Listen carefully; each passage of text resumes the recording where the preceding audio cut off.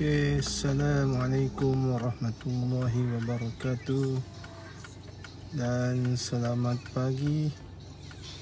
Apa khabar tuan-tuan dan puan-puan?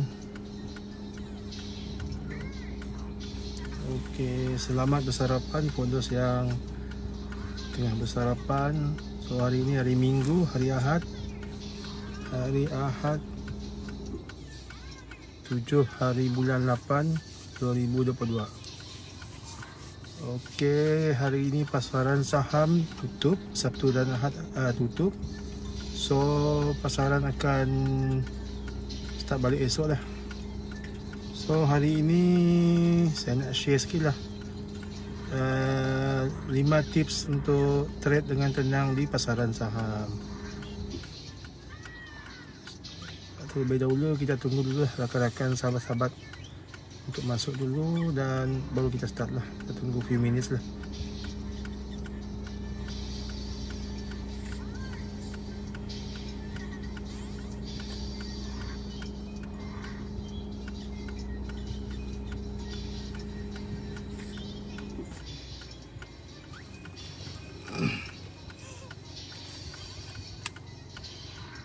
So boleh tolong respon macam mana sound quality, video quality. If okay, boleh beri tanda like lah, like, love lah. Jadi kita melakukan sekejap lagi lah, dalam 1 minit lagi lah.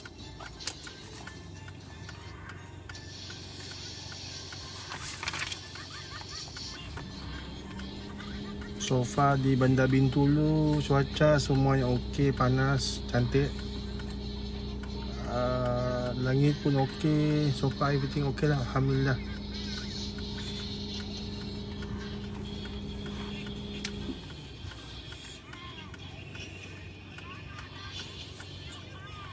Boleh juga share lah saya punya Facebook Live ni, so that kita boleh sebarkan ilmu pelaburan saham di Bursa Malaysia. Mana tahu ada sahabat-sahabat kita yang berminat untuk belajar dan ataupun explore mengenai investment di pasaran saham.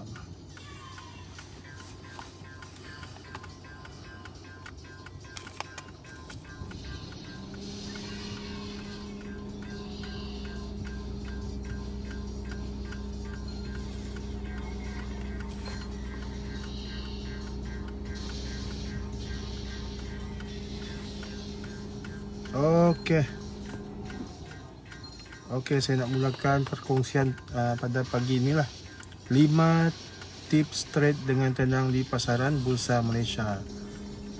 Okey, nombor satu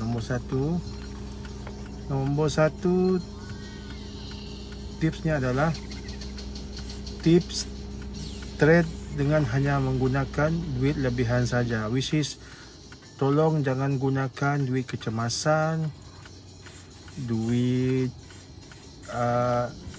simpanan ataupun duit pampers ataupun duit belanja harian untuk anak-anak. Only gunakan duit yang kita dah sediakan special untuk investment, which is dengan kata lain duit tersebut kita dah ready untuk loss totally. So bila you dah ada mindset macam tu, bila you mengalami kerugian dalam pelaburan, so dari segi emosi takkan terjejas. Okey, tips nombor 1 tadi, hanya trade dengan menggunakan duit lebihan sahaja. Please jangan gunakan duit simpanan, duit persaraan dan sebagainya. Cari extra fund, then trade hanya gunakan modal tersebut sahaja. So bila duit hilang pun kita tak terkesan. Okey, poin yang kedua saya nak share hari ini. Sebelum memasuki pasaran saham, make sure you dah buat kajian saham, make sure you dah buat trading plan sebelum membeli sesuatu saham. Sila kena pasti beberapa ciri tersebut dah. Kenapa you beli kaunter tersebut, kenapa you beli kaunter tersebut. Second, teknik apa yang gunakan.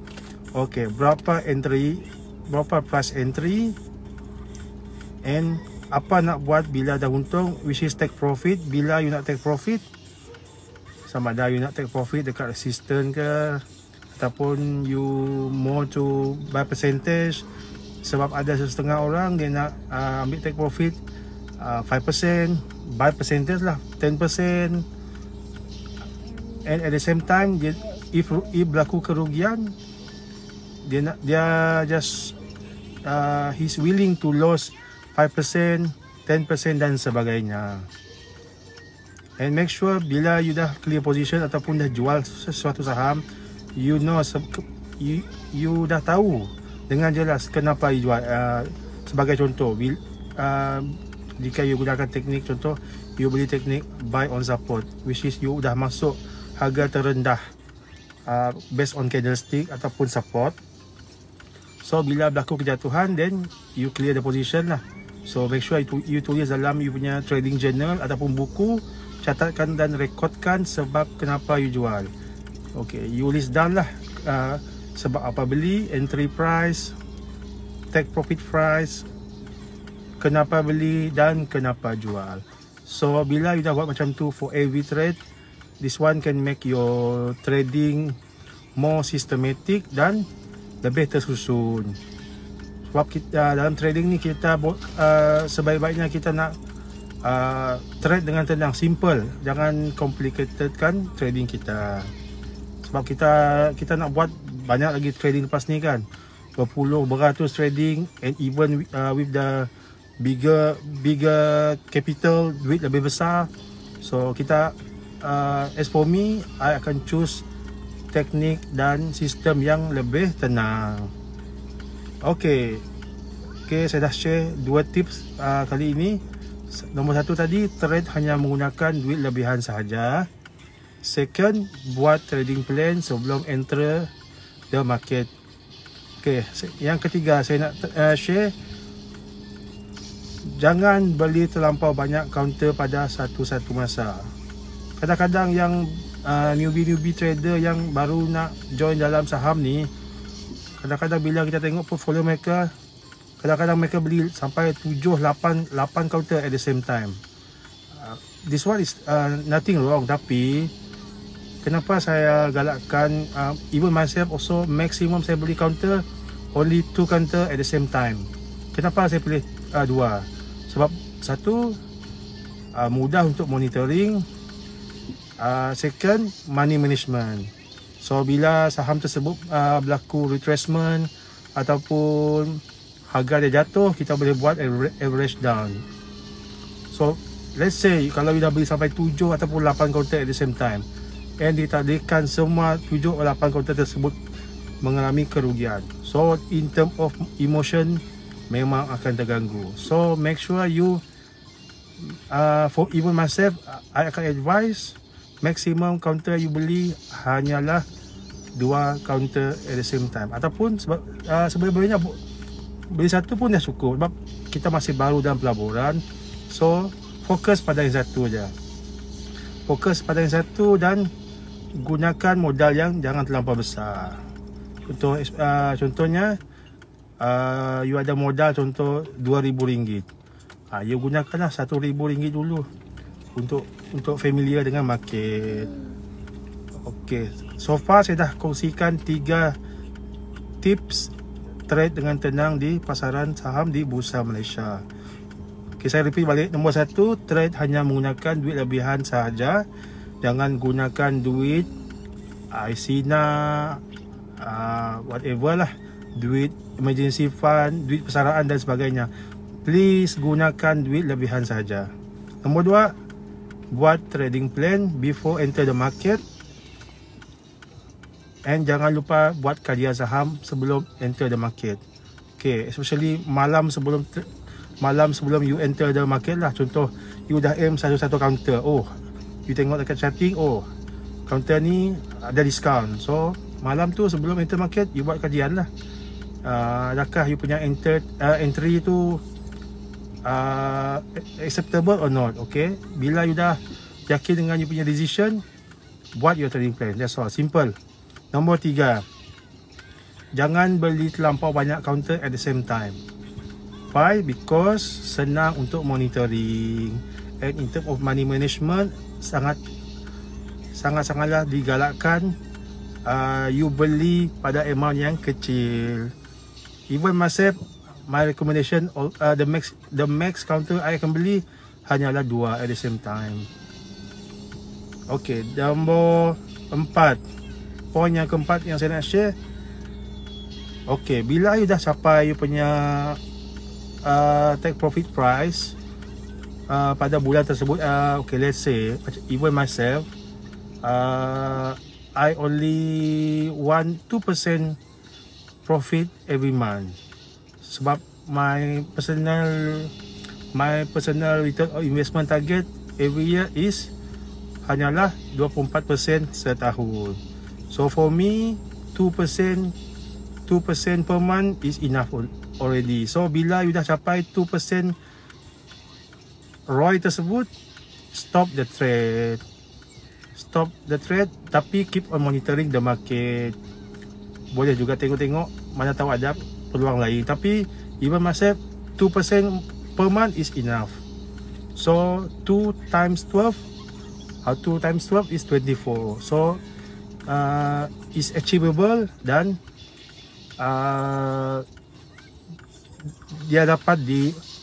kita dapat target tu, and at the same time is realistic. Jangan target yang terlampau besar. Ramai yang trader-trader yang kita jumpa, which is nothing wrong, you target besar bagus, tapi it must be realistic. Sebab bila you target besar means dari segi emosi you pun dah macam start tak beberapa sistematik lah. So make sure, first of all, as usual dalam investment, you tetapkan matlamat pelaburan you setiap tahun. Contoh ada orang dia nak sekadar 10% cukup setahun, 10% is enough. Depend dengan you lah, nothing wrong. You nak letak 100% setahun pun boleh juga, no issue at all. Make sure you dapat capai lah you punya target tu. Okay, and at the same time, point yang keempat tadi, follow your trading plan lah. Contoh, okay, you dah capai 2% sebulan tadi. Let's say you mengalami kerugian dalam pelaburan tersebut, so you clear the position lah, that's all, and focus on next trade. Alright. Okay, poin yang terakhir sekali adalah bila you dah dapat untung dalam setiap trade tersebut ataupun rugi, especially when you dapat untung, okay, make sure you keluarkan sedikit daripada keuntungan tersebut dan you donatekan, ataupun kalau yang muslim kita zakatkan lah, kita bagi kepada zakat lah, ataupun you bagi donation lah.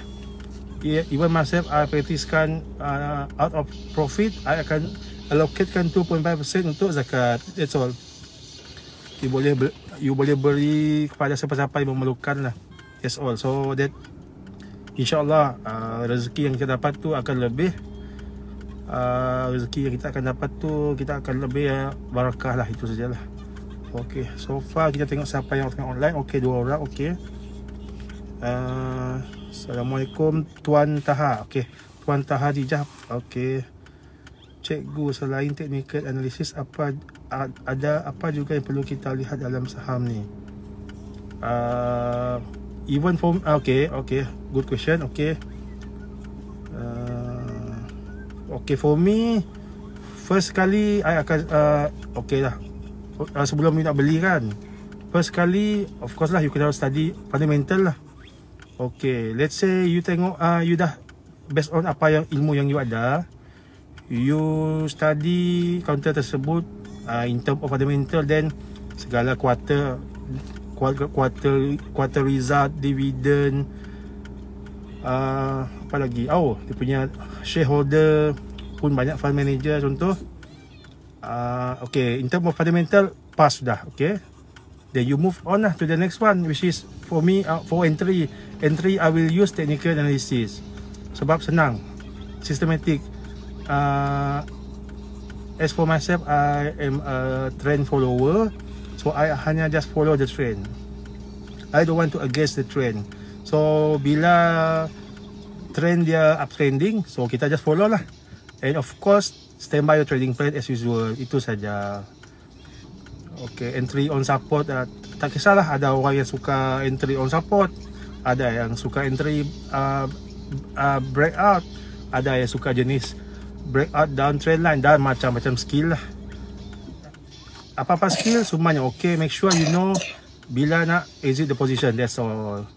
So okay, second case tadi, in case of fundamental company, especially company counter penny stock lah, yang menjadi pujaan ramai trader dari dulu, kini dan selamanya adalah okay, let's say you tengok super penny, what you assume in terms of fundamental kan. So fundamentally memang out, tapi charting cantik. Bila charting cantik, okay, you buy based on technical lah. So bila dah buy on technical, for sure exit mestilah buy on technical. Same procedure, same SOP. Okay, let's say you dah okay, you dah beli counter penny stock. In case you dah FOMO contoh, you dah terciduk dekat atas and you tak follow trading plan, so what will happen? You akan kerugian lah, that's all. So bila masuk technical, keluar pun technical. Bila masuk based on fundamental, especially siapa yang investor, so you dah pilih counter yang bagus, power, padu dari segi business, dari segi shareholder, dividend. So you yakin dengan performance that company. Bila berlaku kejatuhan, you belilah, sebab you investor is different tactic with trader. Investor makin jatuh harga, you akan tambah lagi lah, sebab you yakin company tersebut memang power, and you yakin company tersebut akan keep on doing a good business performance. So bila business bagus, mostly harga saham akan mengalami kenaikan, which is kenaikan yang sehat lah, bukan kenaikan in term of goreng or whatever lah, in term of speculation. That's all. Harap ini mampu murid, harap my explanation ni sampailah pada Cik Taha lah. Terima kasih Cik Taha yang watching. So as for now, saya dah kongsi 5 tadi dah, 5 tips trade dengan tenang di pasaran Bursa Malaysia.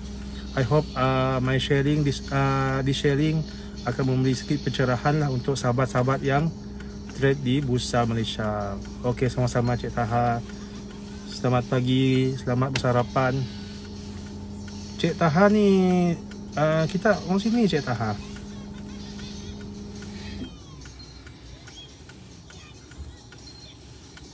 Okay, I hope dengan this sharing sama-samalah kita dapat memupuk attitude pelaburan lah, especially di kalangan geng-geng sekeliling kita lah.